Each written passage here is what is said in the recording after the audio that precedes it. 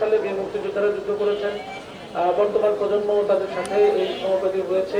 জুলাইয়ের বিপ্লব যেটা বা আমার গণঅভ্যুত্থান বলি না কেন সেটাও হয়েছে মুক্তিযুদ্ধের ওই চিন্তাটাকে সংহত করার জন্য। তো দুটোর ঐক্যবদ্ধ শক্তি নিয়ে যেন আমরা জাতি গঠন করতে পারি, শ্রদ্ধার সাথে আমি স্মরণ করতে চাই আমাদের 1971 সালে যে সমস্ত বীর মুক্তিযোদ্ধারা তাদের জীবন আত্মাহুতি দিয়েছেন আমাদের দেশের স্বাধীনতার জন্য, সেই সমস্ত বীরাঙ্গনাদের যারা আমাদের দেশের জন্য সম্মানহানি ঘটিয়েছেন বা সম্মান বিসর্জন দিয়েছেন, সেই সমস্ত যুদ্ধাহত বীর মুক্তিযোদ্ধাদের যারা এখন পর্যন্ত এই মুক্তিযুদ্ধের মতো বই বেড়াচ্ছেন, তাদের পরিবারদের বীর মুক্তিযোদ্ধাদের যারা পরিবার, যারা তাদের স্বজন হারানোর বেদনা আজও বই বেড়াচ্ছেন, এবং বীর মুক্তিযুদ্ধ যারা সংগঠক সমর্থক সবাইকে আমরা আজকের দিনে শ্রদ্ধা করে স্মরণ করতে চাই। পঞ্চবটির এই বদ্ধভূমিটি আসলে খুবই একটা বেদনাবিদুর কালের সাক্ষী। আসলে জায়গায় হত্যা করে এখানে এসে ফেলে দেওয়া হয়েছে, পরবর্তীতে তাদেরকে এখানে লাশ নদীতে ভেসে ভেসে উঠত। খুবই দুঃখজনক একটা অধ্যায়ে এই ঘটনা ঘটেছে। তো তার এত ত্যাগের বিনিময়ে আমাদের এই স্বাধীনতাটা পাওয়া, আমরা কোনোভাবেই এই স্বাধীনতা অমর্যাদা করতে পারি না। এবং স্বাধীনতাকে সমুন্নত রাখার জন্য, মুক্তিযুদ্ধের সঠিক ইতিহাসটাকে সমুন্নত রাখার জন্য আমরা যেন কাজ করে যাই, এবং যারা আমাদের এই অবদান রেখেছে তাদেরকে যাতে আমরা সেই শ্রদ্ধা জায়গাটাতে সারা জীবন রাখতে পারি। আজকের দিনে এটাই থাকবে আমাদের প্রত্যাশা। বীর মুক্তিযোদ্ধা যারা আছেন তারা একটা দাবি করেছেন যে সরকারি সকল অফিসে যেন আমরা সেবাটা ভালোভাবে দিই। সরকার এটা সবসময় চেষ্টা করে, ইনশাআল্লাহ ভবিষ্যতের চেষ্টা অব্যাহত থাকবে যাতে মুক্তিযোদ্ধা, বীর মুক্তিযোদ্ধা এবং তাদের পরিবারকে যে সম্মানটা দেওয়া দরকার সেই সম্মান যেন আমরা দিতে পারি। আমরা সমাজের সকলকে আহ্বান জানাবো, যার কতটুকু শ্রদ্ধা সেই শ্রদ্ধাটুকু যেন আমরা তাকে দিতে পারি। এবং আজকের যে অনুপ্রেরণা, আজকের দিনে শুধু স্কুল দিলেই তো সারা বছরের হয়ে গেল, আমরা সারাটা দিন ধরে যেন দেশপ্রেম উদ্বুদ্ধ হয়ে আমাদের দেশটাকে যেন সুন্দরভাবে গড়ে তুলতে পারি। 71 সালে বীর মুক্তিযোদ্ধারা যুদ্ধ করেছেন।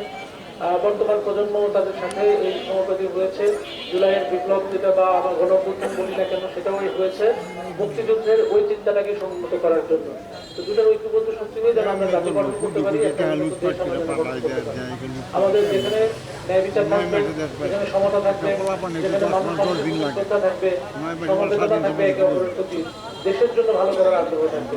এবং আমরা সবাইকে নিয়ে এখানে কারোর জন্য উন্নতি সকলের সমান উন্নতি হবে, একটি সাম্যভিত্তিক সমাজ ব্যবস্থা প্রতিষ্ঠিত হবে যেখানে ন্যায় বিচার থাকবে এবং মানুষ মানুষের জন্য কষ্ট করে যাবে। এই ধরনের একটা সমাজ ব্যবস্থা প্রতিষ্ঠার জন্যই কিন্তু সকল আন্দোলন। তো আমরা এই আন্দোলনগুলোকে বৃদ্ধা করতে জীবনে ইনশাল্লাহ আমরা সর্বোচ্চভাবে চেষ্টা করবো যাতে একটা ন্যায়ভিত্তিক বাংলাদেশ আমরা প্রতিষ্ঠিত করতে পারি। এটাতে আপনারা যুদ্ধ করার সময় যেভাবে সহায়তা করেছেন দেশকে, আবার আমাদের পরবর্তীতে নতুন প্রজন্ম যেভাবে দেশ গড়ার চেষ্টা করছেন সেটাতেও আপনারা পাশে থাকবেন, এই ধরনের একটা আশা থাকবে। আমরা আমাদের তরফ থেকে আপনাদের যথাযোগ্য সম্মান সেটা দিই, আমরা সেটা আমরা অব্যাহত রাখবো। এবং আপনাদের সকলের সুস্বাস্থ্য কামনা করি, যারা বেঁচে আছেন এখনো, এবং যারা অনেক বীর মুক্তিযোদ্ধাদের পরিবারও হাতে দেখা গেছে যে অনেক সিনিয়র হয়ে গেছেন, তারাও এখনো অসুস্থ আছেন অনেকে, সবার সুস্থতা কামনা করছি। এবং আপনাদের যারা বংশ পরম্পরায় আপনাদের যে প্রজন্ম আছে সবার জন্য শুভকামনা জানাই। বীর মুক্তিযোদ্ধা, শহীদ বীর মুক্তিযোদ্ধা, যুদ্ধাহত বীর মুক্তিযোদ্ধা, বীরঙ্গনা সহ সকল বুদ্ধিজীবী যারা আজকের দিনে মারা গেছে, এই 71 সালে যারা মৃত্যুবরণ করেছেন, তাদের সবার রুহের মাগফিরাত কামনা করে তাদেরকে আল্লাহ তাআলা যেন জান্নাত নসিব করেন এই প্রার্থনা করে আপনাদের সকলকে ধন্যবাদ এবং কৃতজ্ঞতা জানিয়ে এই অনুষ্ঠান আয়োজনের জন্য যারা কর্তৃপক্ষ ছিলেন এই অনুষ্ঠান আয়োজনের পিছনে সুশৃঙ্খলভাবে এটা হয়েছে।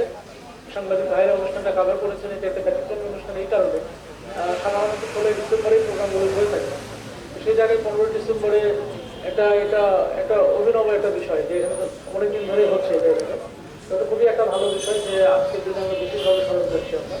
তো ভাইরা সেটা কাভার করেছেন, আপনাদেরকে প্রতি ধন্যবাদ।